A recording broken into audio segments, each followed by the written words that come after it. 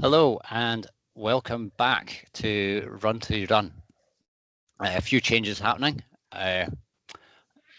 Nikki, I don't know if you'll be able to see from our video at the moment, but she has joined us. I've had a lot of internal monologue with myself, and no, it's the right thing to do. It makes things easier for me because Nikki likes to talk to people, and I can get her to go and ask guests on. That's fine. It's work smarter, not harder. Get her to do the hard job.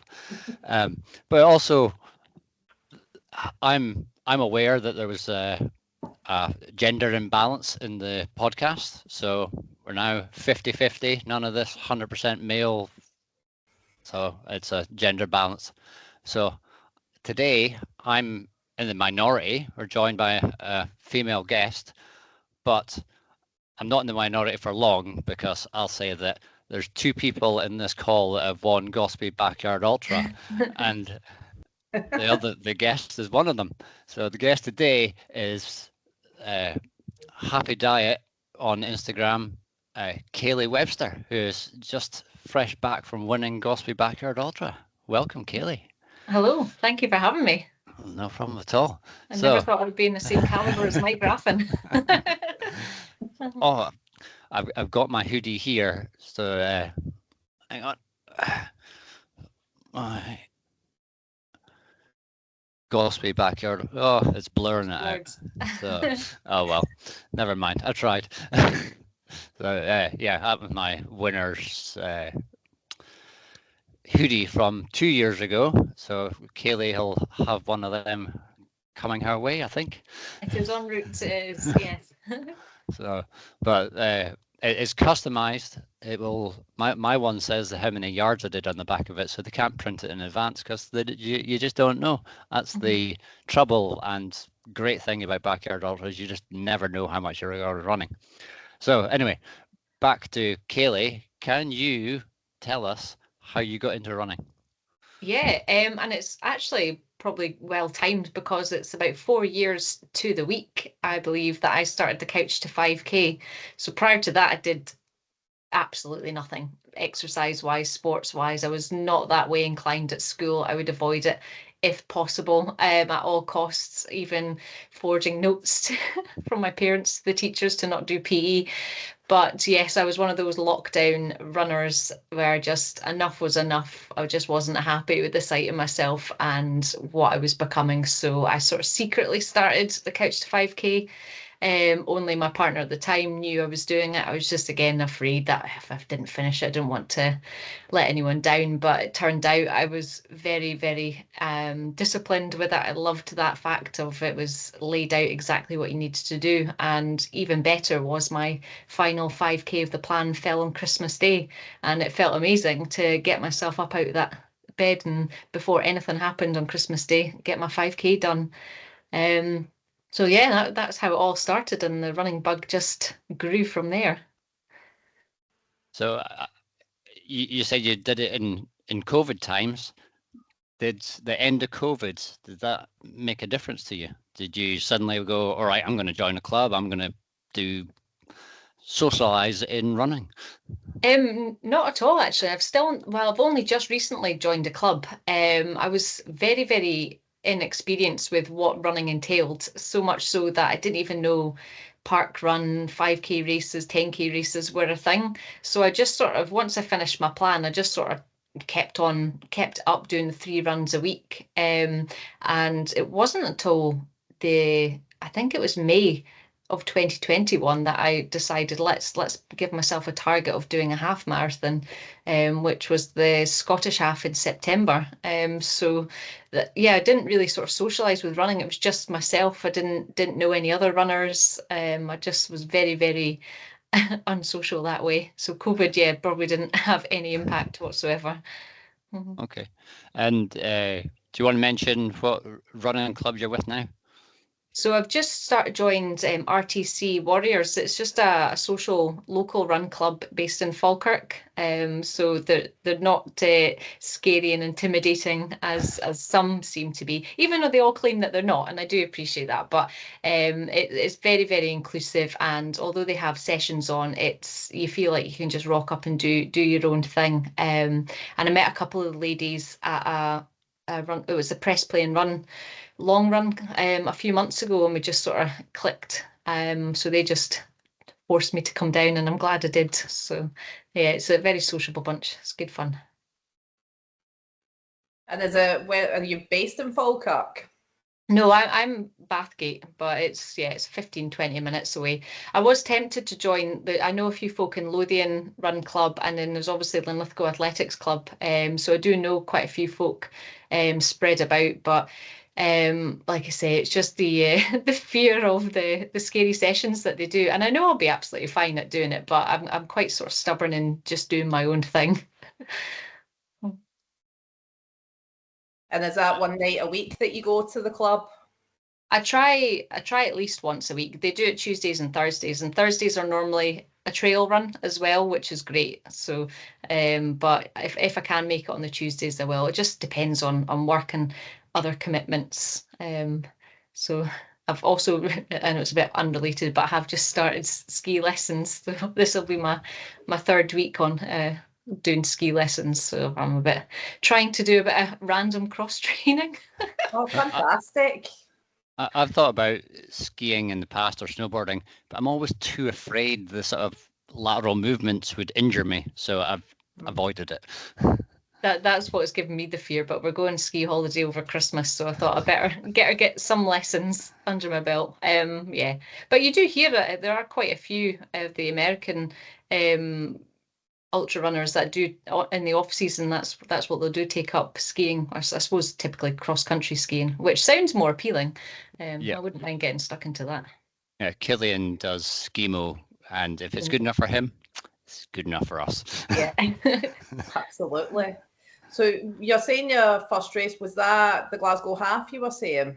The Scottish half, yeah. So that was one that finishes at Musselburgh, and that's September. Yeah. And how did you find going into that?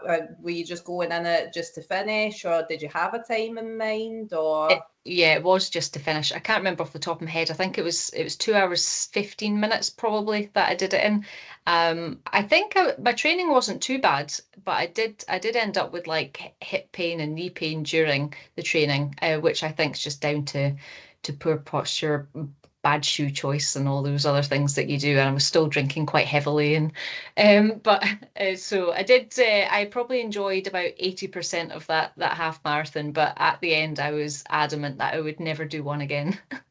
And between then and now to current day, do you look back now and laugh at, because I know I do this myself, do you look back and think, oh my God, how did I get around that with hardly any fueling or anything?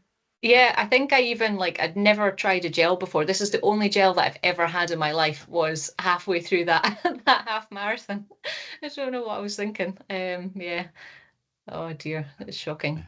Never try anything new on race day apart from when you do. Yeah. Yeah. So you've obviously got quite a short running history because, well, with COVID you couldn't do races. You've just done Golspie. Is there any standout races that you would think that you can think of? Yeah, I think definitely I have to say my first marathon, that was Loch Ness in October 22. That everything about that experience was amazing. So during that training, that's when I decided to go plant-based, and I gave up alcohol as well for the duration, thinking that's a 4-month block. I can do this. I can cut out alcohol just for 4 months. That's fine. And it genuinely transformed me. So I thoroughly enjoyed the training block. I think it was just a Hal Higdon online, just set distances. It was nothing to do with speed work. So I quite like to just go out and just basically get the distance and tick. And again, the actual training was probably just as memorable as the race itself. Like reaching the 17-mile run for some reason really made me very emotional. It was just quite surreal when you start getting those numbers. So it's every week you're hitting a new distance, and that's something I suppose you just can't ever get back again. No.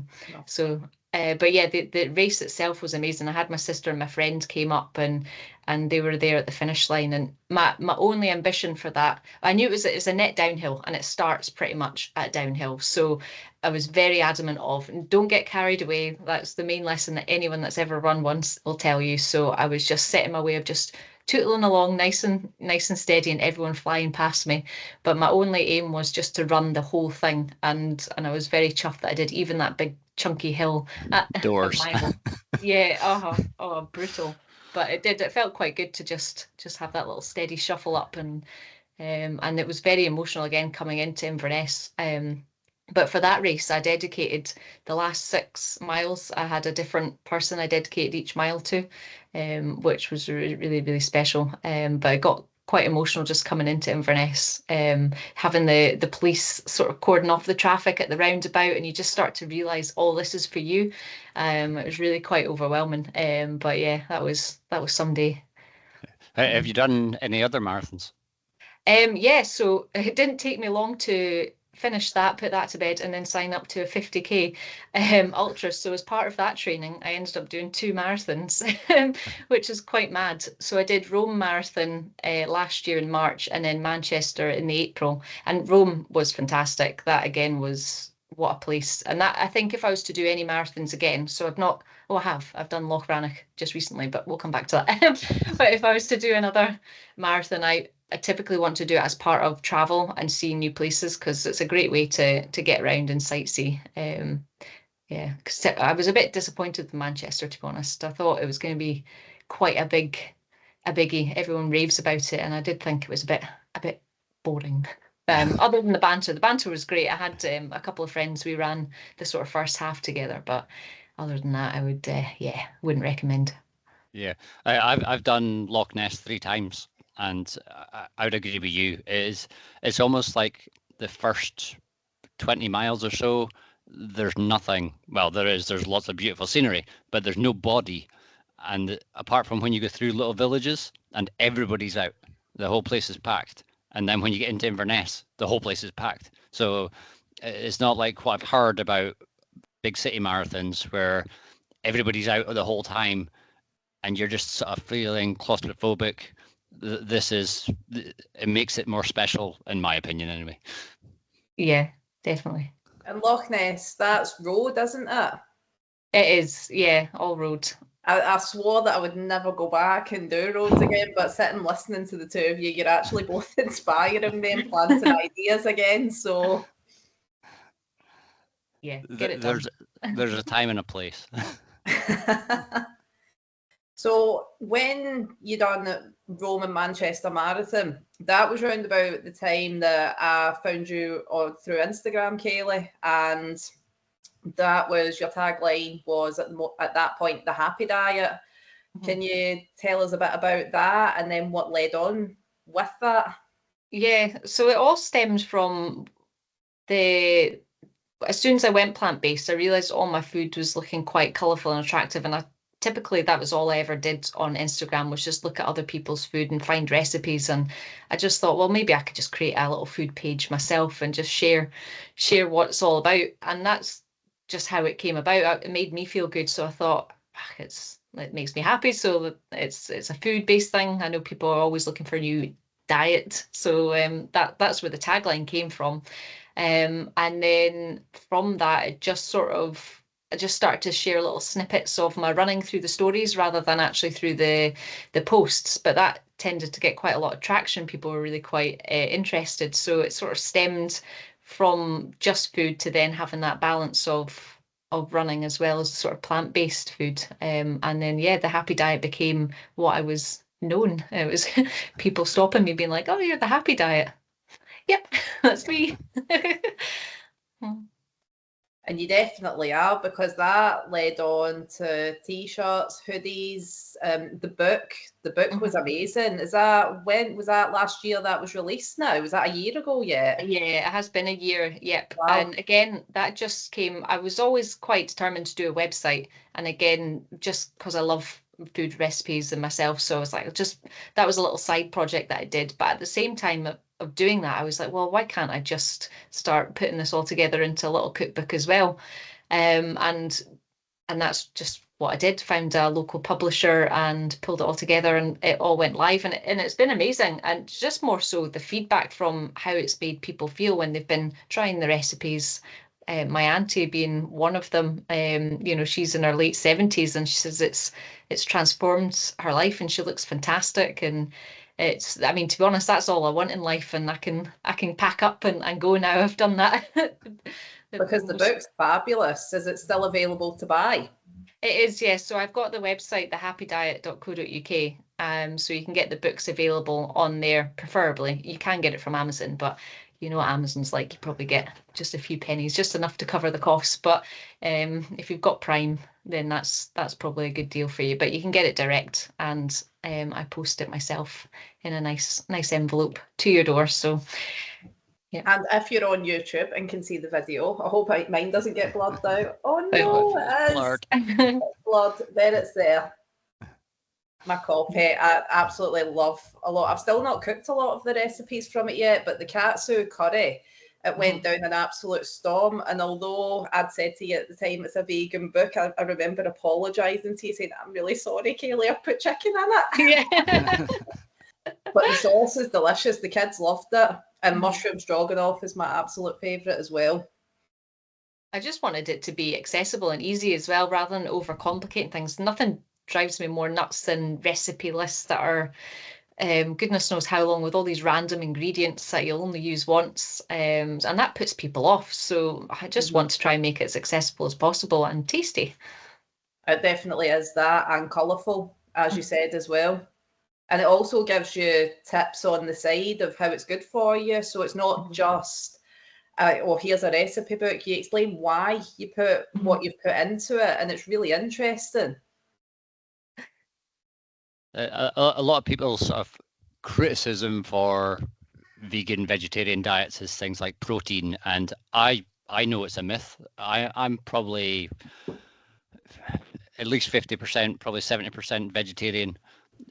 For reasons, I eat meat because I like the taste of it, and I use that as a good source for protein. What kind of protein is available for vegetarians, vegans? Yeah, so my staple go-tos, I'm obsessed with smoked tofu just now. You can get it in Aldi for 99p, and it's amazing. I have that basically every lunchtime, just again because I like the taste of it. It's not necessarily because I need the protein, but yeah, that is one of them. But nuts, again, I eat so many nuts, beans and lentils. I mean, you get protein in everything as well, like rice and bread. So it's just a mix of everything, and then you can get your complete protein. So you are right; it is a bit of a myth, but it's very, very achievable. And obviously, I do eat a lot of food, but I don't particularly worry about eating a lot of high protein food. Actually, most of my food's probably more in the high fat region, more than anything. But yeah, I think you just got to find what works for you best, and you'll know that because your body will tell you what's working and what's not. Yeah, I think part of the myth comes from, as you said, they are complete protein, and it is getting a mixture of proteins to be able to get a complete protein, and that's the key for me anyway. And yeah, that's where I think the myth comes from. Yeah. But anyway, something worked, because not long ago you were at Golspie, as we already said. There's 2 out of 3 of us here that have won that race, so congratulations. And how did it go? Well, I think it went pretty well. Yeah. It feels so surreal, and I keep instinctively want to say I can't believe it, but that's not true, because that was my key going into the race. Was I absolutely believed I could do it. Now it's actually happened. It's like, oh wow, that's a bit of a bit of a surprise. But yeah, I think the prep going into it made me feel very, very capable of it. I knew what I was expecting. I felt ready to handle anything that was going to be thrown at me.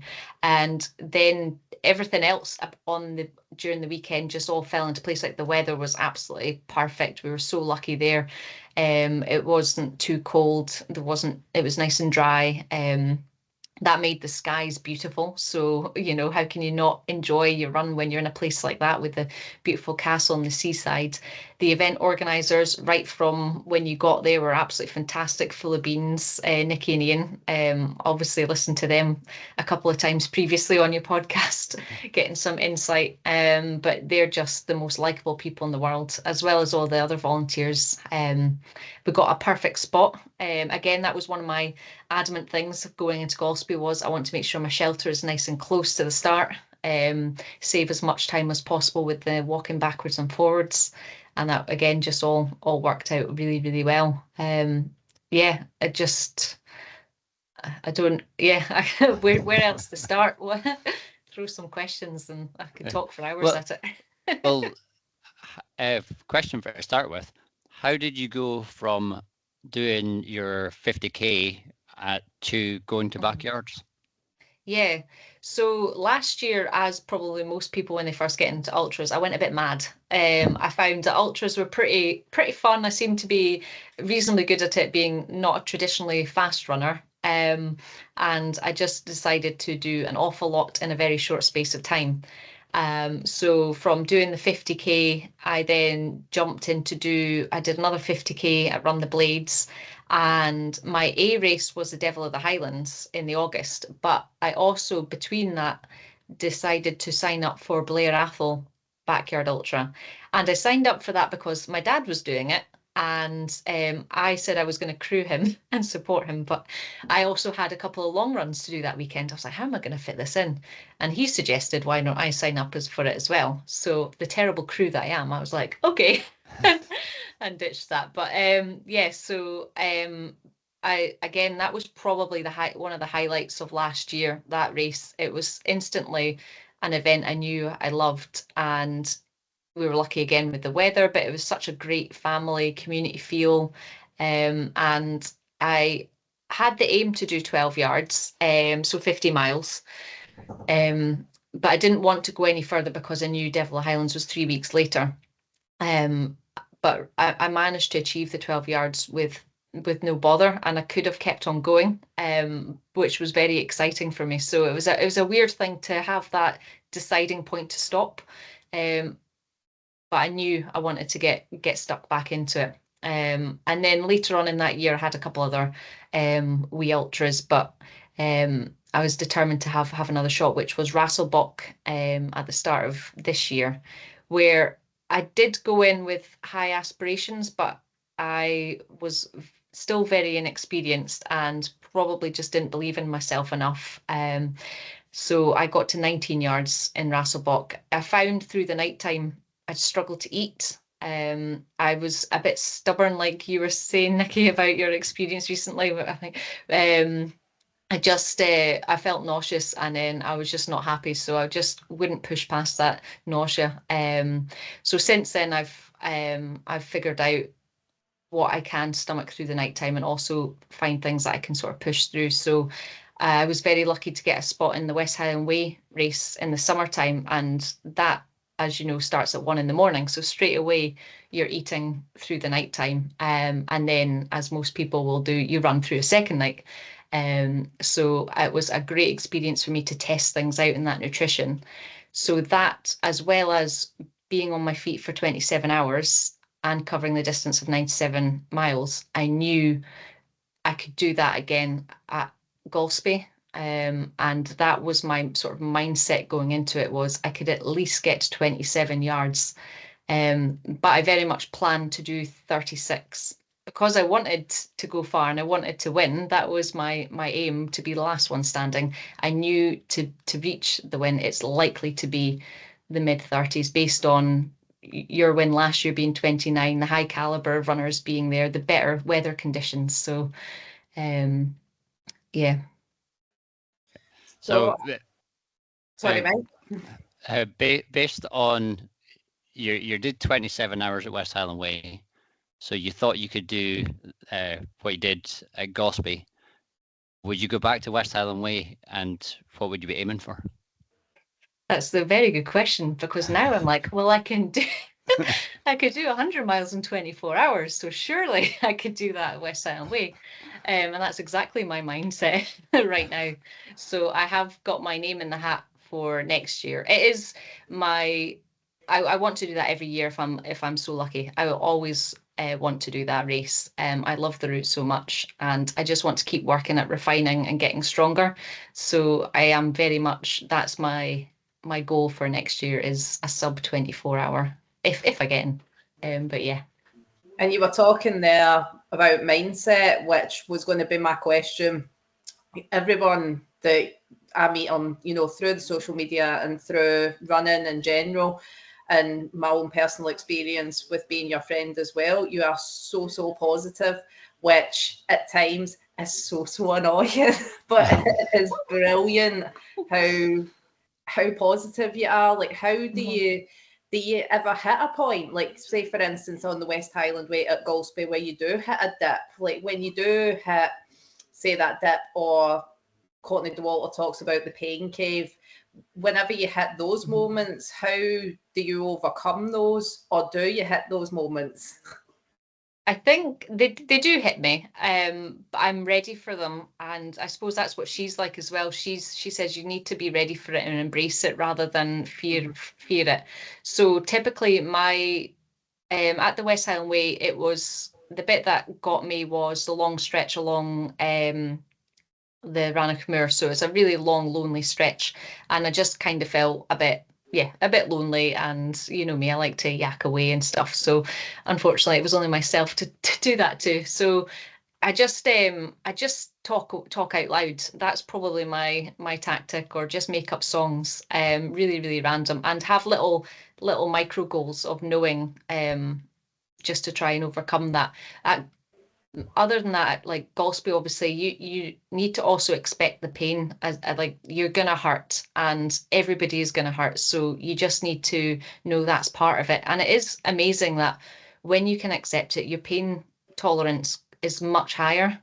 But the things that hit you are when you start to get a niggle that you're not expecting, or it comes earlier than you're expecting. So that's the challenge to overcome. So at Golspie, I started to get a sore knee, which I wouldn't really get that early on. And it was a bit of a, oh, why is this? I did fall down one of the rabbit holes earlier on in the race. So I was like, maybe it could have been that. But it was trying not to let that take over and derail the whole race. So it's changing, just taking away or accepting the pain, it is there, and also knowing it's not getting any worse. And it's just that little check-in that just gives you that boost of energy. And then a few hours later, the pain's completely gone. Probably because something else is hurting, but it's like it's those things that you call on your sort of toolbox. So you've experienced that before. So part of my training going into Golspie as well was doing 7 marathons in 7 days, and I wanted to do that for both the mindset, the exhaustion, and to force my body to get sore and to adapt to pain. So when I know a pain comes, I know it will also go away again, if that makes sense. So yeah.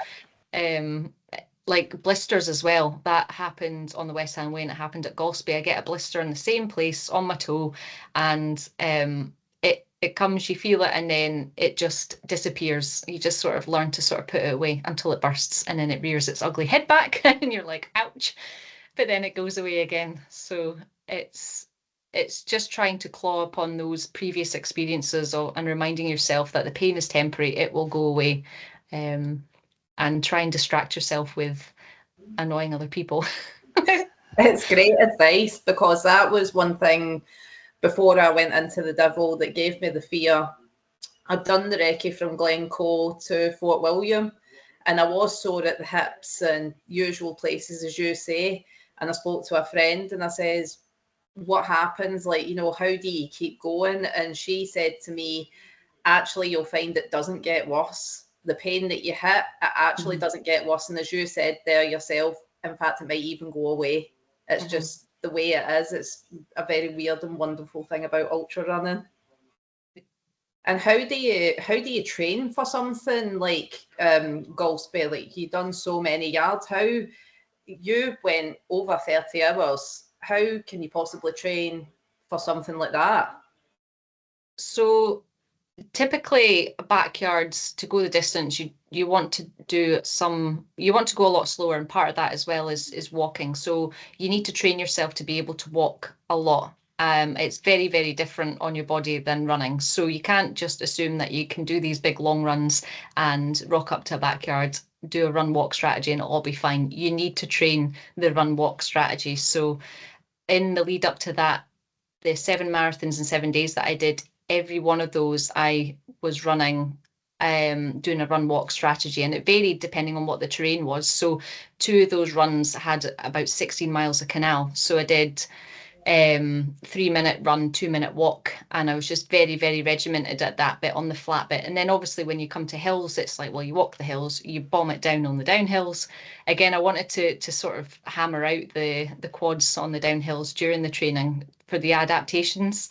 And then so that was the main part of the training, was learning that sort of run walk strategy, but also doing a simulation.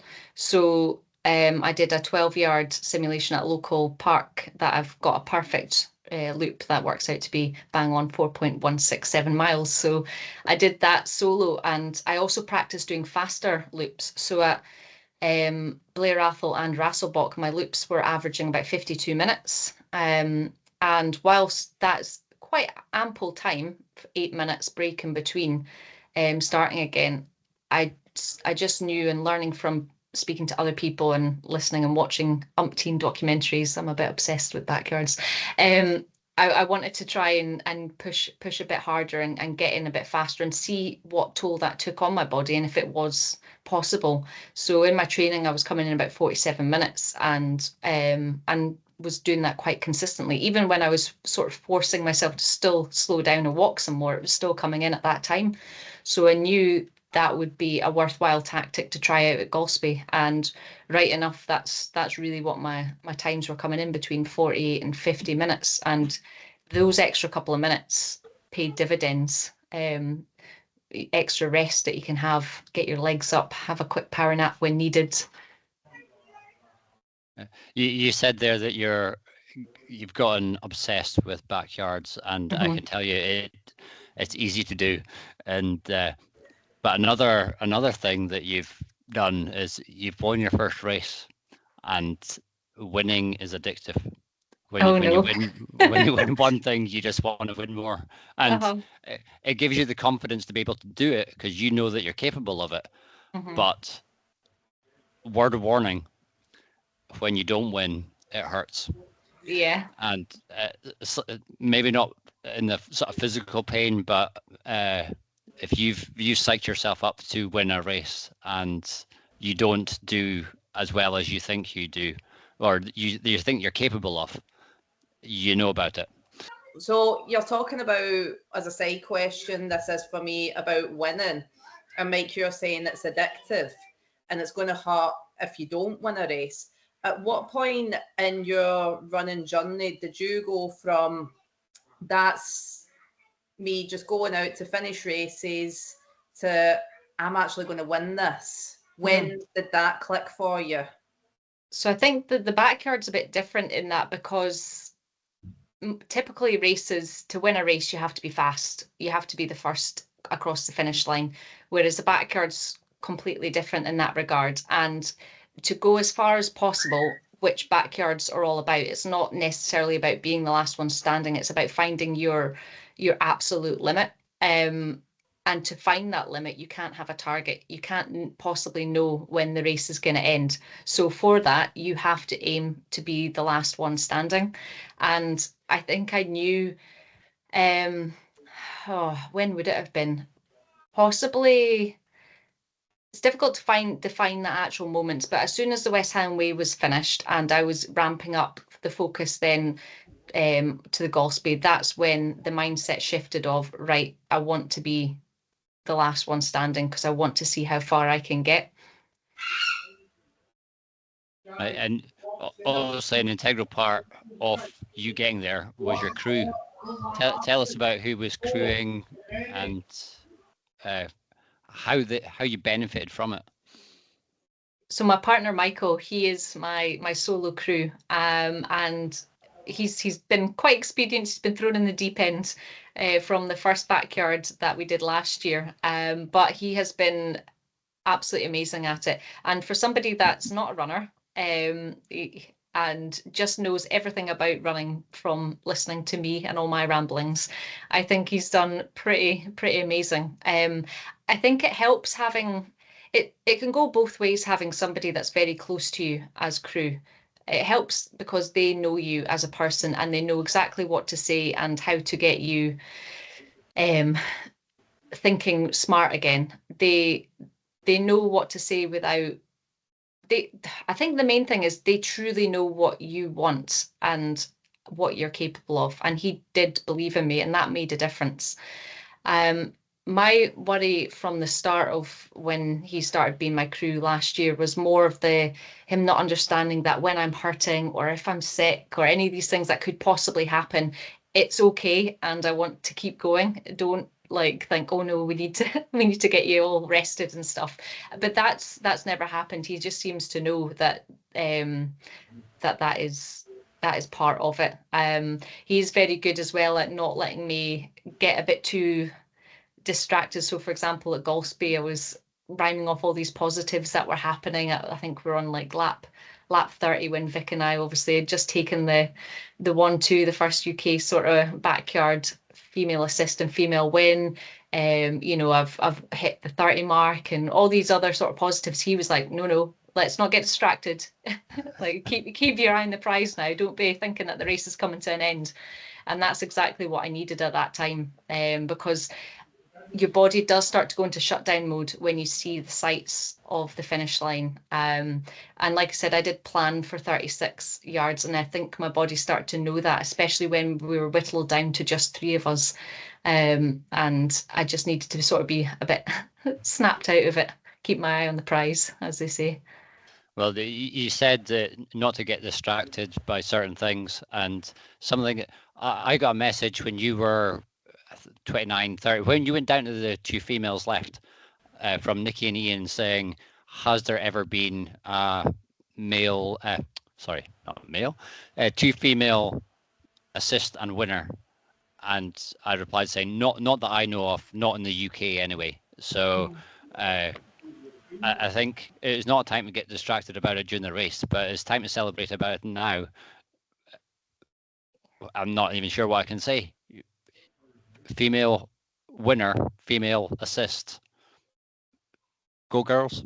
Yeah, it was a really good thing.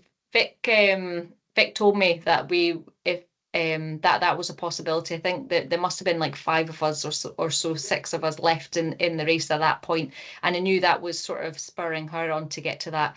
And it was just like that's something for us to just keep our hopes on, you know. Don't, even if the fatigue's getting set in. I mean, the males looked pretty strong. I was actually quite surprised that they started dropping off when they did. I was expecting them to hold off for a good few yards. But when Vic told me that, it just lit an absolute fire. And I do remember that the lap that we did ourselves when Martin didn't start, we just looked around, because I mean, he was brilliant. Like I think for about 4 or 5 loops, he was saying, no, that's me. I keep getting forced out, but my crew keep forcing me. They're terrible people, but I'll just get timed out this lap. And he just kept showing up. And again, that's another thing of you can't think that they're going to drop out, because people can hold on for so long. But when he didn't start that loop, we just looked around and we just did a little like fist bump. It was such a cool little moment. Yeah. Did you and Vic ever run the lap together when it ended up just the 2 of you, or did you just go into yourselves and that was it, kind of competition mode? No. Yeah, we ran that lap together. It was very special. It was good. Competition mode. I know, that's funny. No, I think we had a wee chat about targets, because I wasn't sure what her targets were, and ultimately that, again, like I say, that's part of this event, isn't it? You want to help and assist. That's the name of the second, to get to their target. But she had already surpassed that, and she was very content in not continuing. So yeah. Vic's got her other targets this year. She's doing 12 backyards in 12 months. So I think that's, although she wants to do well in all of them, she wants to continue throughout the year. Yeah, and they're all in quite short succession. I think there's about 5 that have only got 2 weeks between them. Yeah. It's really inspiring, I think, for women this year, especially in ultra running. This is my first year experiencing the ultras. You yourself last year, Kayleigh, but I don't know. This is a question for the two of you. Do you feel that it is starting, the female field is starting to come up stronger and stronger every year now, and there are more females on the start line? Mike, you've been doing this a lot longer than Kayleigh and myself, so you might be better versed answering that than us. Well, for me, I think, well, going back, I've been running for almost 15 years, and the start line in general has gotten 10 times bigger. So obviously there are more females within that group. Percentage wise, I don't know. Hopefully one day we'll get to 50-50. I don't think it is that at the moment, but well, I don't know. Winning 2 female first and second can only be a good thing for the sport. Yeah. And obviously Sarah Perry taking the win as well. That was, I mean, that the whole world champs of the backyard was such an inspiration. And Karen Nichols always been such a big advocate for women getting into ultra running, but backyards in particular. And it was talking to her at the start of last year that really inspired me to start and try out a backyard. Well, Karen's mission is to get more females involved in the sport. So a downside on you doing well is now she's saying she's retiring because she's done her job. So she's got more left in her. I know that. She's not allowed to retire. Yeah, she knows that as well. She just doesn't want to admit it. Have you, over since the last 4 years, have you obtained any major injuries, or have you been quite lucky that way, Kayleigh?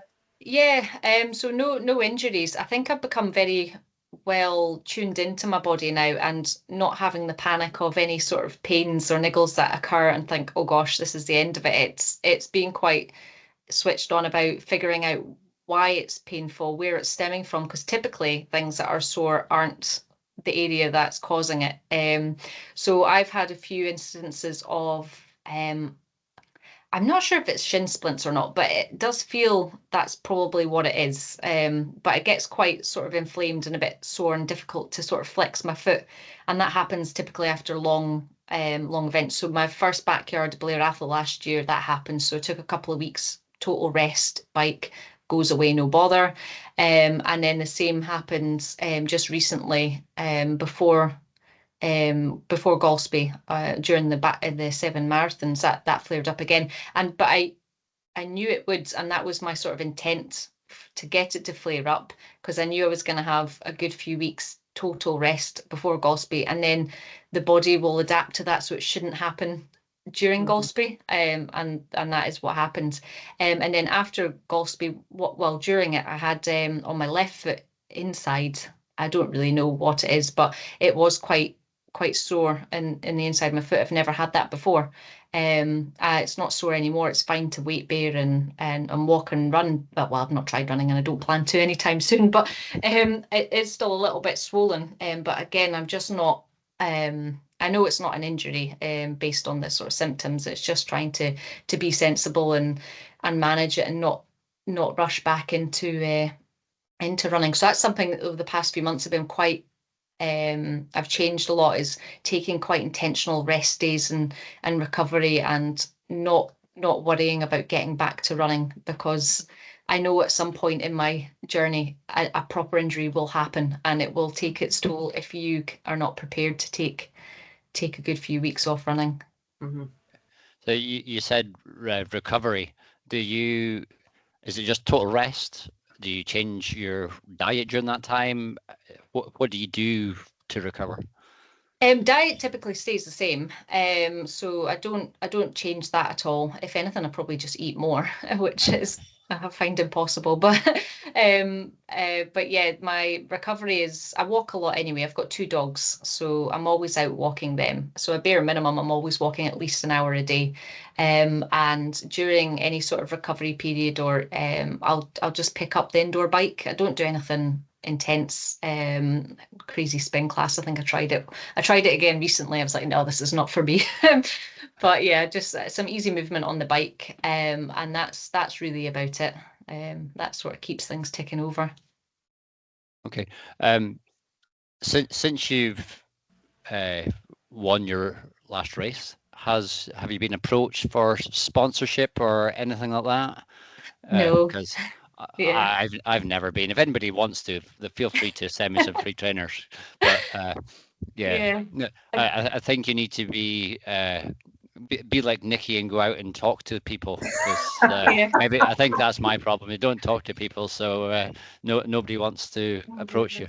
I've not been sponsored yet either, so still waiting on Morton and Innovate to get back to me. So since you're not sponsored, is there any kit in particular that you like to wear? Yeah, so I tend to just stick once I find something that works, I just stick to it. And I'm also I love a bargain. So I typically, and secondhand stuff, I've always been a big fan of charity shops. And then obviously when Vinted came along, I was like, oh, hello.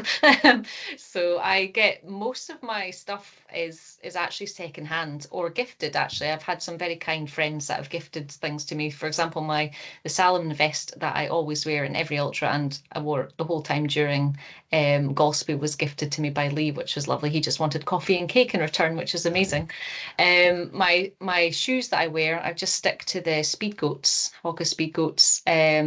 I found them and they've always worked well. So I have bought new pairs of those in the past, but I've also been lucky to get reasonable good secondhand ones. So the ones I wore at Golspie were actually secondhand. So they're brilliant. And yeah, that's really my staples for my kit. It's my Salomon vest and my Speedgoats. Okay, well, another bit of kit that I heard a rumor that you've got quite a few multifunctional headwear. Some people call them buffs, snoods, whatever you want to call them. But little competition. Out of the 3 of us, who's got the most amount of buffs? Oh, I want to be ballsy and say no one could have more than me. So I'm gonna say that, but I think I've got 35. Okay, but Nikki. See, you're just asking that. I completely forgot to count because I'm that disorganized. I'm actually going to say I'm up there with you, Kayleigh. I think I've got, and it's ridiculous that I've only been running properly for about 2 years. I'm sure I must have at least 30. But I'm going to go and count them, and I will comment on all the social channels later on when this gets shared, how many I've got. Because it's my favourite piece of kit. It's so versatile. I told you winning was addictive. I've got 48. 48? No way! Yep. There was a time when you didn't get a t-shirt for finishing a race, and I know it's you shouldn't get t-shirts nowadays because it's bad for the environment. There was a time when everybody got a buff, so I've been running long enough. I've got quite a lot of buffs. 48, wow. Do you both have a favourite buff?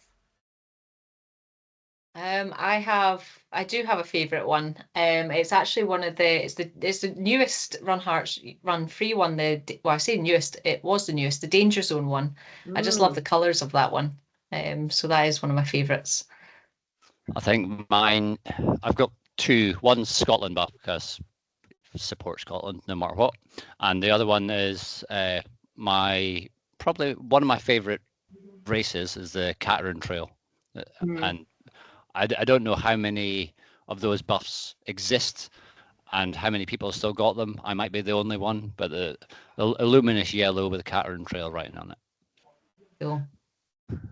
I think mine is probably, it's so hard to choose because I'm really sentimental that way and think, oh, you know, when I look at certain buffs, I'm like, it reminds me of certain times. So I love my fling one for the voluntary stint that I done at it. I love the devil one because of what I done, and I just love all the Young Hearts ones because of it just introduced me into the whole world. So I have a mixture, and then I have a mixture of run club ones as well that I just support the clubs.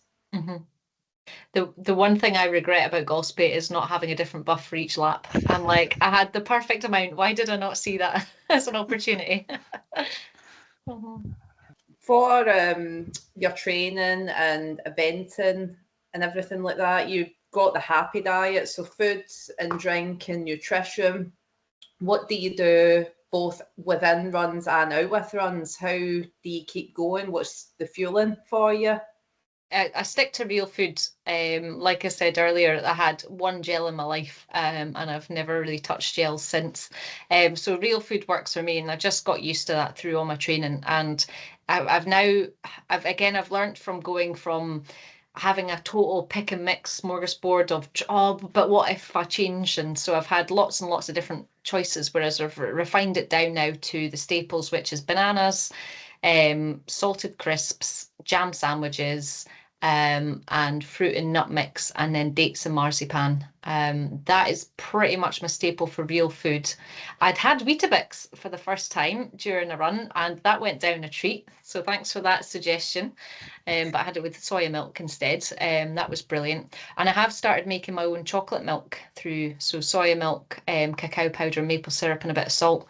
And that works really, really well as a sort of recovery throughout long runs. And like I said as well, I sort of struggled to eat through the night time. So what I've been using is just pure maple syrup with a bit of lemon juice and salt. I just sort of decant them into my wee pouches. So I take them with me for a little squirt, and then Tailwind as well. So that's sort of my my fallback, is at least then I just get, because I can always take water and that's never been an issue. But I get to a certain point where you feel your stomach sloshing because you just can't digest food anymore. So you just have to have a lap or an hour, whatever it is, where you just don't eat anything, let things settle again. That seems to work well. Yeah, you say you don't take gels, but your maple syrup is probably doing the equivalent job of it. Exactly. But, yeah. Question: how many bananas did you have during the race? I know I needed to count my banana skins, but what I had to do was count how many I came back with, and I think it was probably about 13 bananas I ate in the end. So it wasn't as much as I intended, but it was still a fair amount. 13 over 30, yeah, that's a lot of bananas. Yeah. Someone at work was worried, thinking like, oh, can you not get potassium poisoning? So she Googled it, and I think you have to take like 40 in a space of 24 hours. So it's like, I'm fine. But potassium's actually good for heartbeat. So it's... Yeah, that's the well, secret. surely with that as well, you'd be burning that off as you're running as well. Would you not only get potassium poisoning if you just sat sedentary and ate the 40 bananas? Yeah, you're I don't know whether you took any salt tablets. You get potassium in that as well. And if you were taking gels, you get it in that. Your Tailwind, there's probably electrolytes in that. So your body would probably tell you if you were anywhere near it. Yeah. Yep. I tried the marzipan and dates last year, and what a treat that was. I was thinking that as you were answering that question, it's marzipan and date season again. When Lidl and Aldi are bringing out the dates, it's I always think of you when I see them now. But they're normally, early on in the race, because typically later on you just you get that dry mouth or like sweet stuff. You just like no. So you need. I think there was one lap I was having some nuts. And I had like them in my mouth for about 20 minutes before I could get them down, because you just have the effort to swallow. It's such a surreal feeling to try and describe it to someone, but you guys appreciate it. But you're known for being happy the whole time. What's going through your mind? What are you thinking about for 30 plus hours?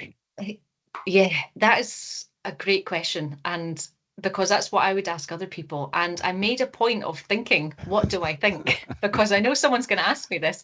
And it's so boring. I just think logistics. I'm always thinking about what I'm going to do when I get to the end. And I'm just thinking, right, what's this next checkpoint? What time am I on? And it's so boring. That is all I'm thinking about.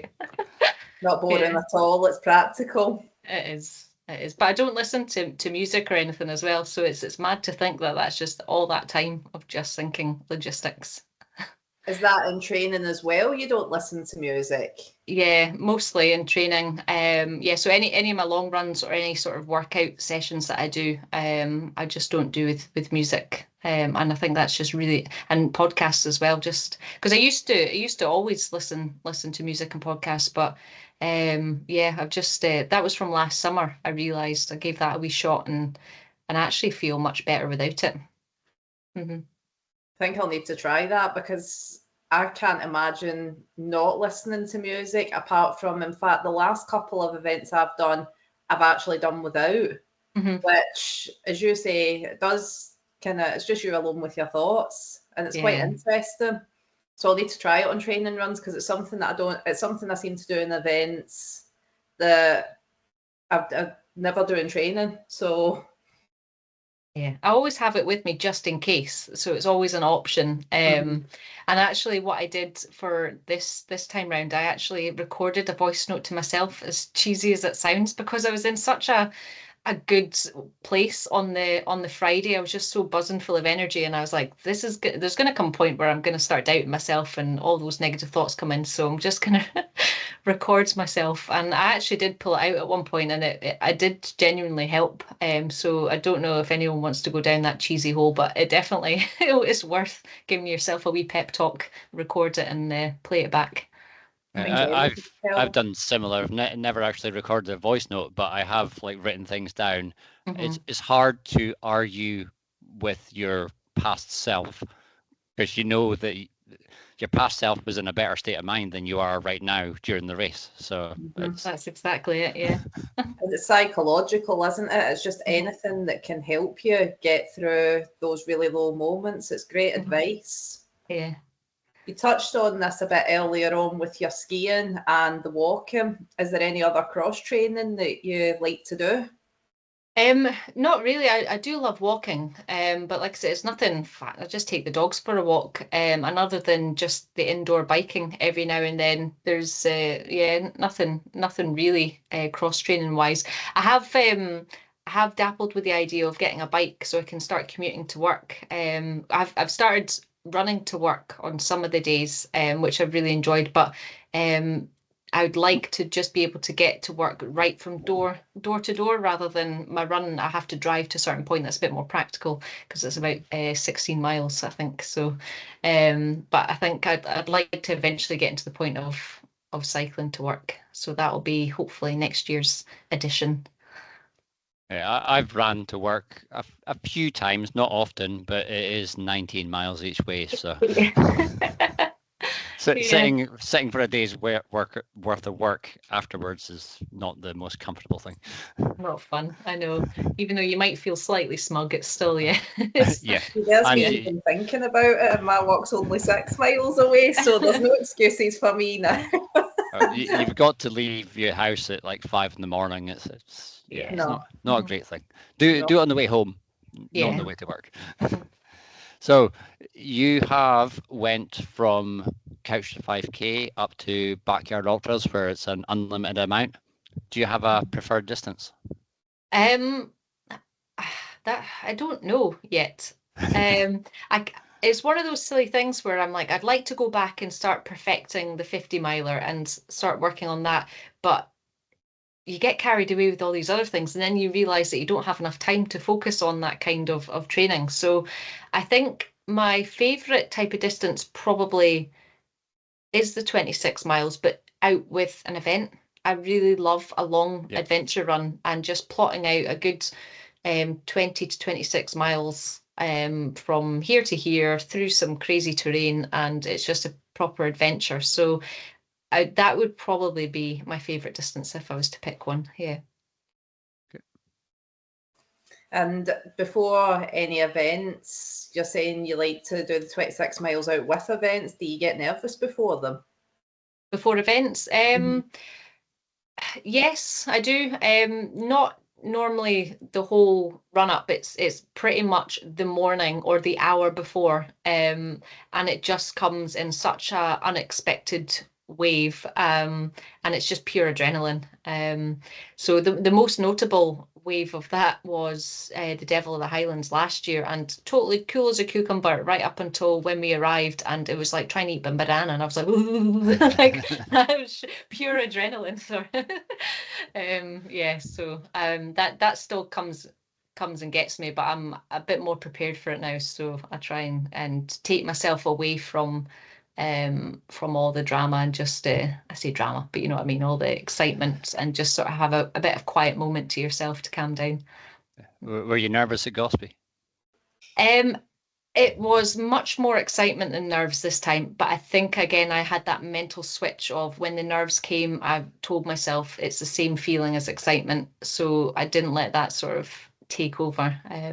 It was all a very, very quick morning actually, the Golspie, so before you knew it, it was like you're at the start line, because we stayed overnight. So it felt nice and relaxed at the start. You had your breakfast and then you just got your table all set up, and so it didn't feel like the traditional style of going to a race. It just felt like you were just joining your family for a wee social run. And going to a race, do you have a dream race that you want to go to?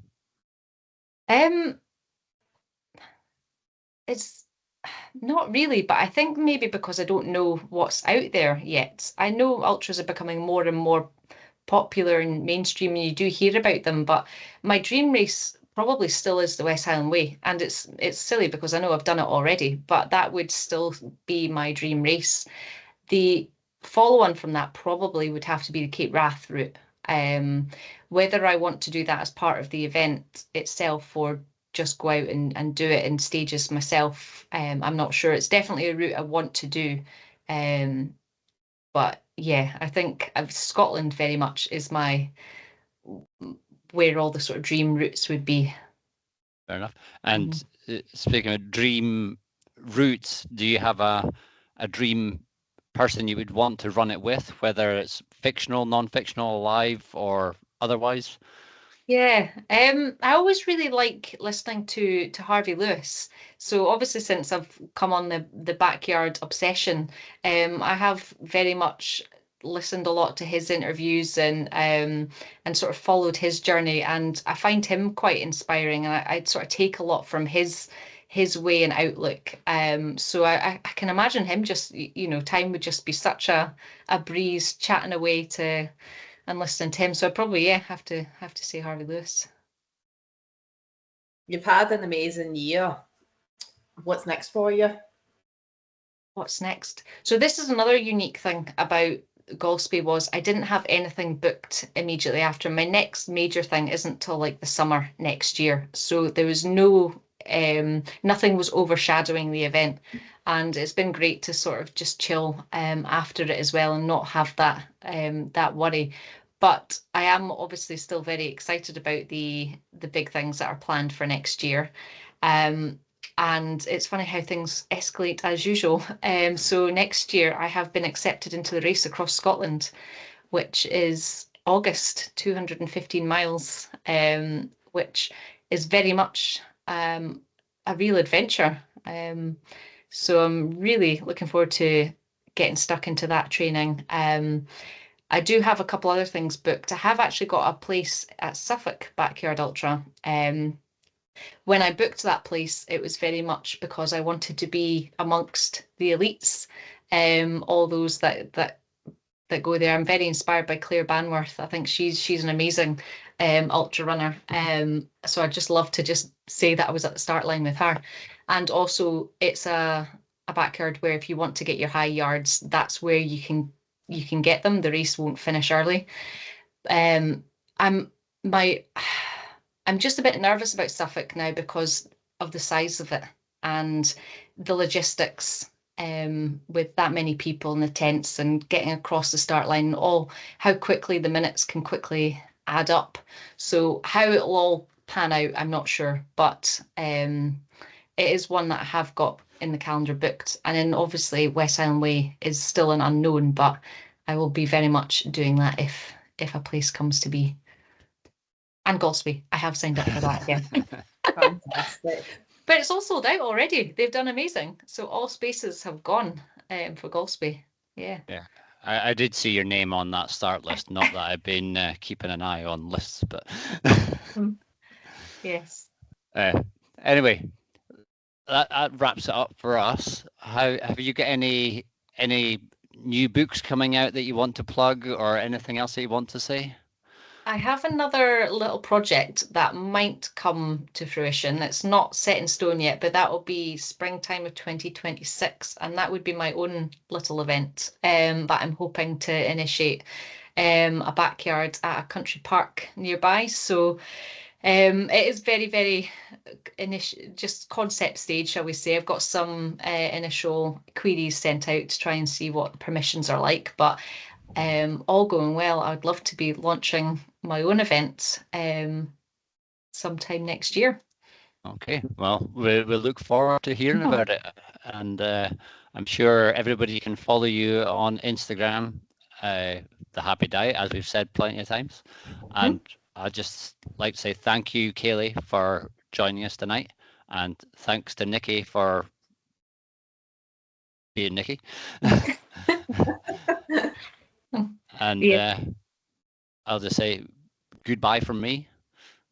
Goodbye. Thank you both so much. You. Lovely talking to you. Thank you. Bye.